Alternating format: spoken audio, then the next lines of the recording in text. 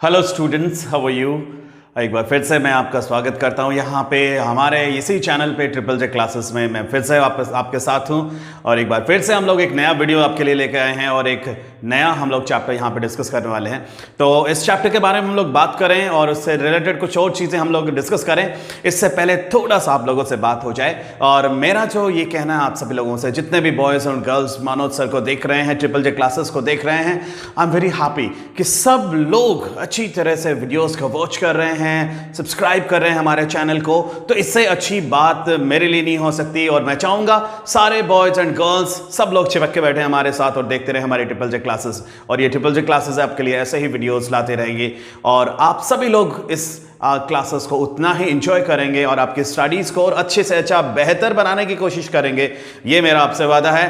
तो सभी लोग बैठिए चिपक के हमारे साथ और देखते रहिए ट्रिपल जे क्लासेस। और मैं हूं मनोज सर और आज हम लोग एक और नया टॉपिक शुरू करने वाले हैं, एक और नया चैप्टर हम लोग लेने वाले हैं। आज जो हमने आपकी फ्लैमिंगो बुक जो 12th क्लास का है उससे एक और चैप्टर हमने लिया है और इस चैप्टर का नाम है, आप बात करेंगे इस चैप्टर के बारे में। एक्चुअली ये जो चैप्टर है आज है हमारा इंडिगो और जिसको लोई फिशर ने लिखा है और लुइस के बारे में कुछ और बातें करेंगे। उससे पहले थोड़ा सा बात हो जाए कि ये क्या चैप्टर है, किसके बारे में है और इसकी मेन थीम क्या है और इसका नाम जो इसका जो टाइटल है इंडिगो, उसके बारे में भी थोड़ा सा बात करेंगे।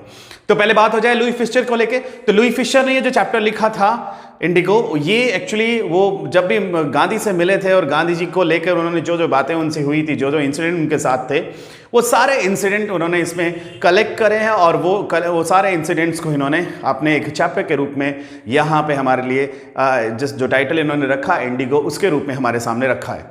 तो ये तो बात हो गई इसकी।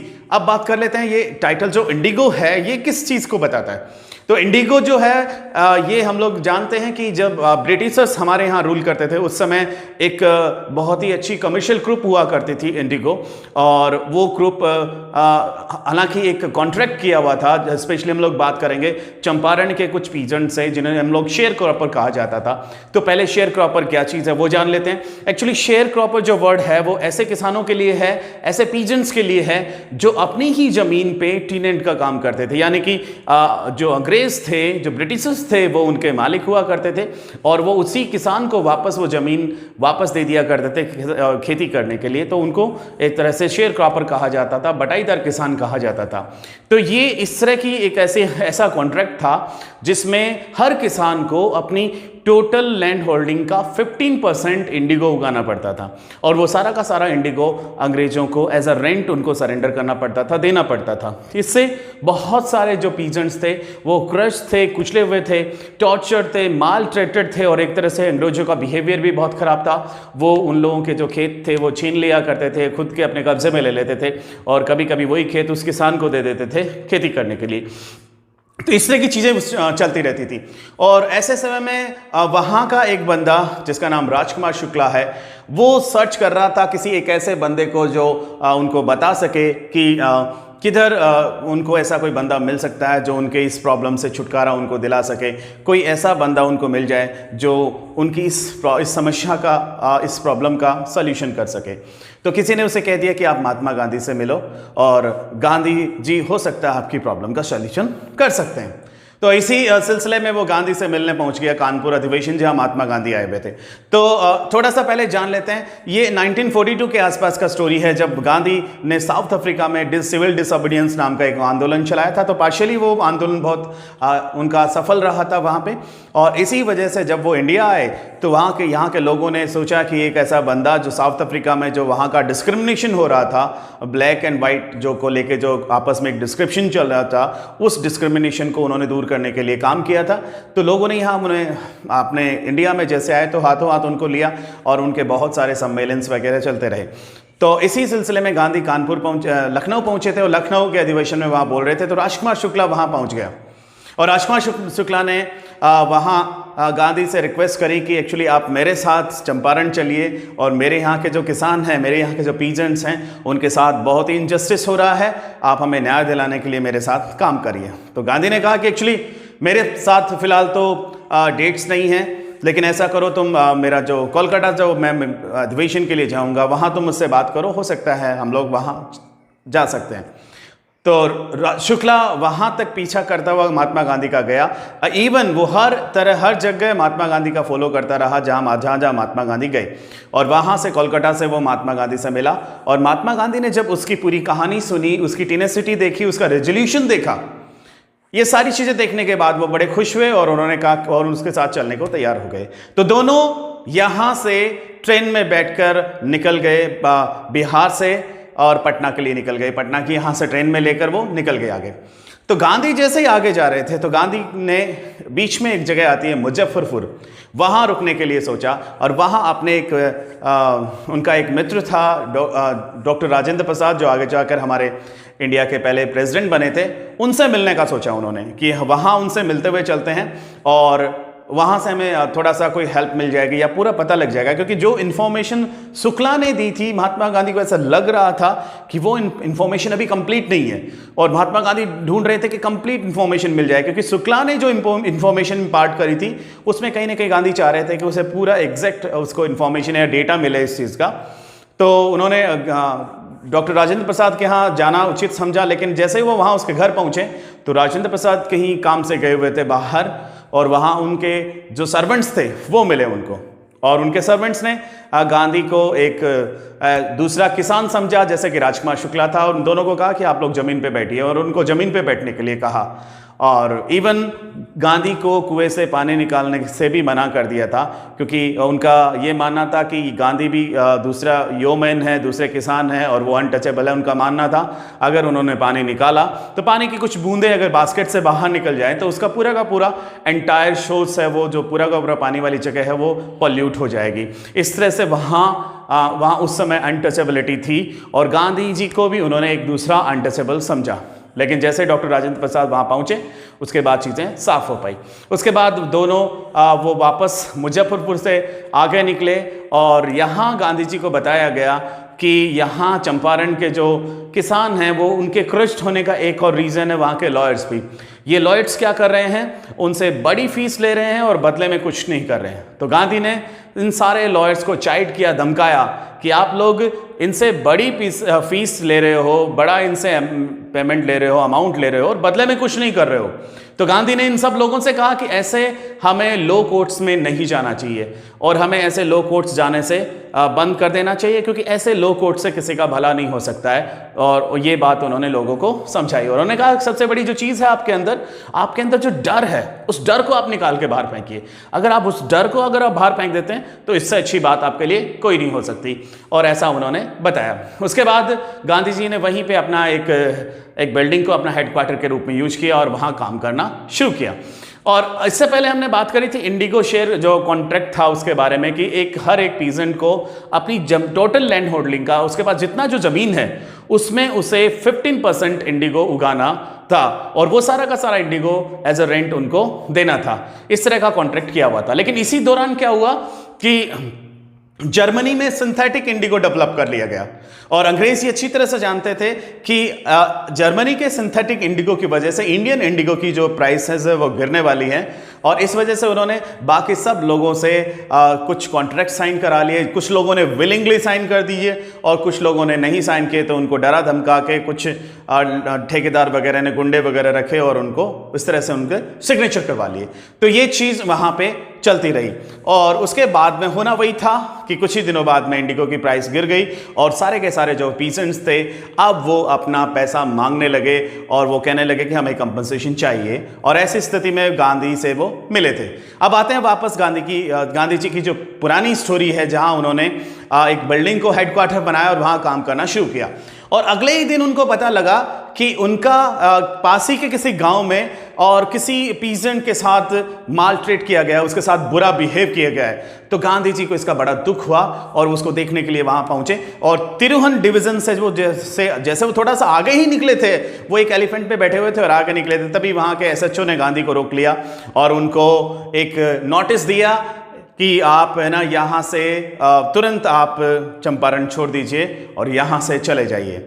गांधी ने कहा कि नहीं, मैं यहाँ से नहीं जा सकता, कोई भी मुझे अपने ही देश में वापस जाने के लिए नहीं कहता। और उन्होंने वापस उस नोटिस पे लिख दिया कि आई डिसऑबे दिस ऑर्डर, और ऐसा करके उन्होंने किया।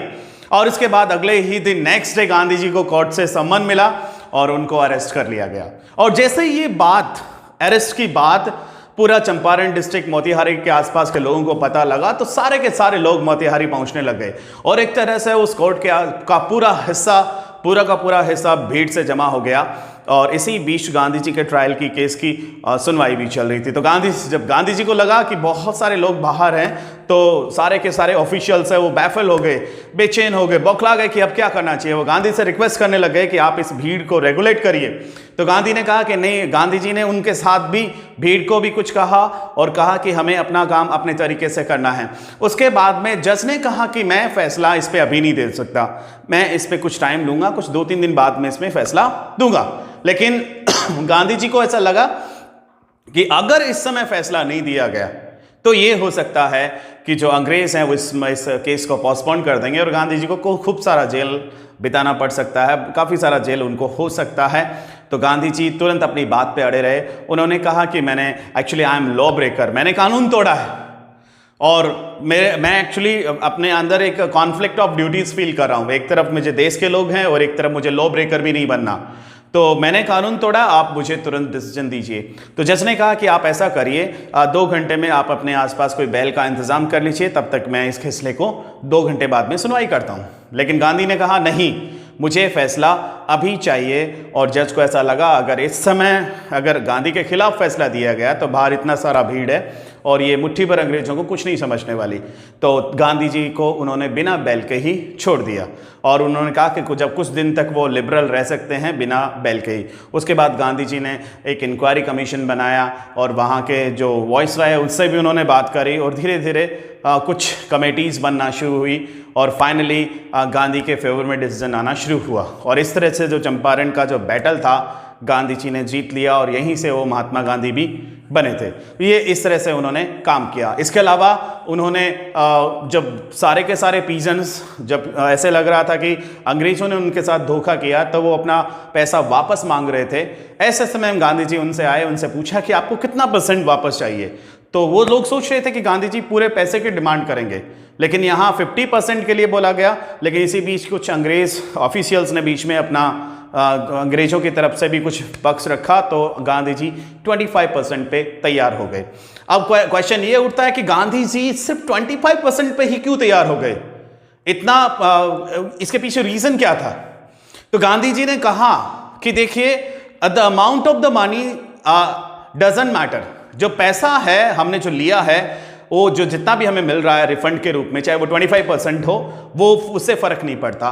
फर्क इस चीज से पड़ता है कि जो अंग्रेज अपने आप को, they are understanding themselves about God, अपने आप को भगवान से ऊपर समझ रहे थे, वो पहली बार हमारे सामने झुके हैं। और अगर हमारे सामने झुके हैं, इसका मतलब दे कैन बी चैलेंज्ड, उनको चैलेंज किया जा सकता है, वो भगवान नहीं है। ये बात उन्होंने लोगों के दिमाग में डाली कि इनको चैलेंज किया जा सकता है, इनको यहां से निकाला जा सकता है।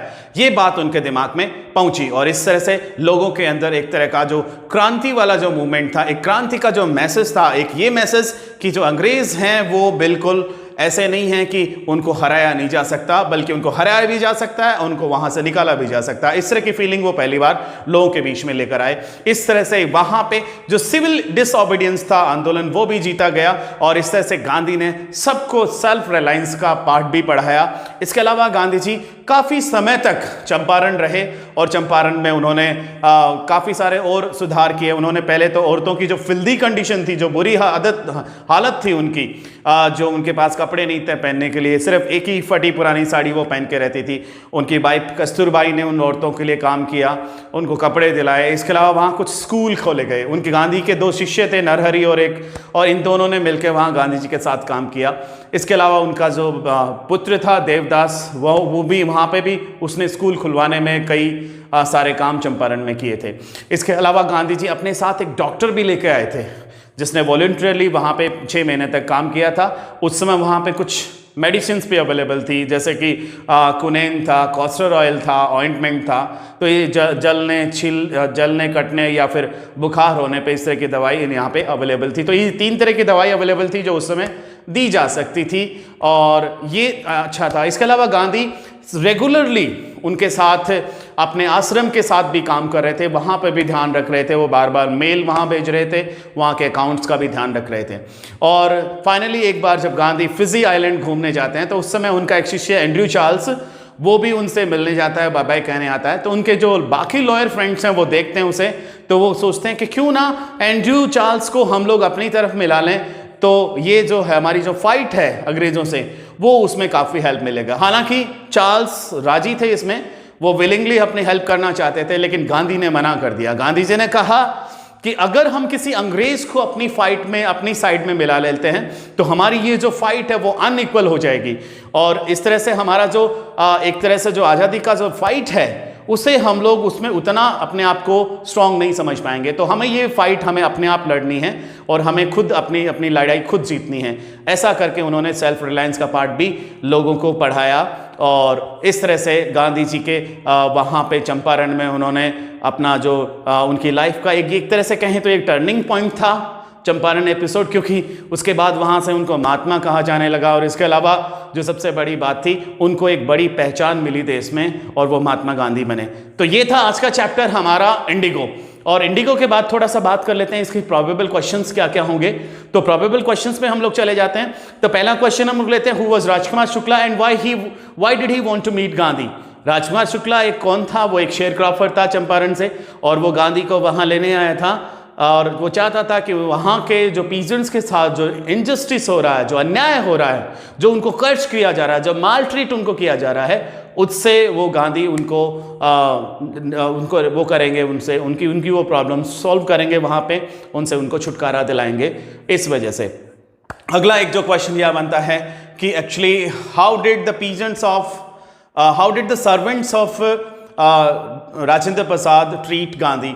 तो गांधी को उन्होंने कैसे ट्रीट किया था? तो गांधी को उन्होंने एक दूसरा योमैन समझा, एक दूसरा किसान समझा, और गांधी जी को कहा कि आप ग्राउंड पे बैठिए। इसके अलावा उन्हें कुएं से पानी निकालने पे भी मना कर दिया था, और उन्होंने सोचा कि ये भी अनटचेबल, और गांधी को दूसरा उन्होंने अनटचेबल समझा।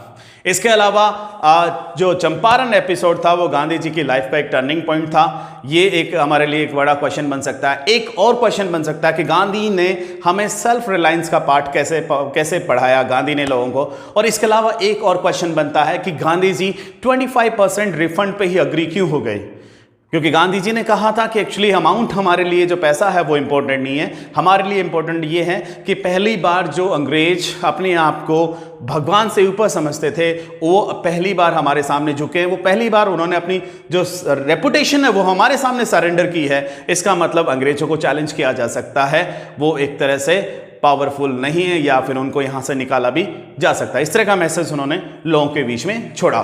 तो ये था आज का हमारा चैप्टर इंडिगो, और कल मैं फिर मिलूंगा आपको एक नए चैप्टर के साथ। तब तक देखते रहिए ट्रिपल जे क्लासेस, और सारे बॉयज और गर्ल्स जिन्होंने मुझे अभी तक सब्सक्राइब नहीं किया है सब्सक्राइब करिए और चिपक के बैठिए हमारे साथ और देखते रहिए ट्रिपल जे क्लासेस। मैं मिलूंगा कल आपको एक और नए वीडियो के साथ। Till then keep watching triple J classes and keep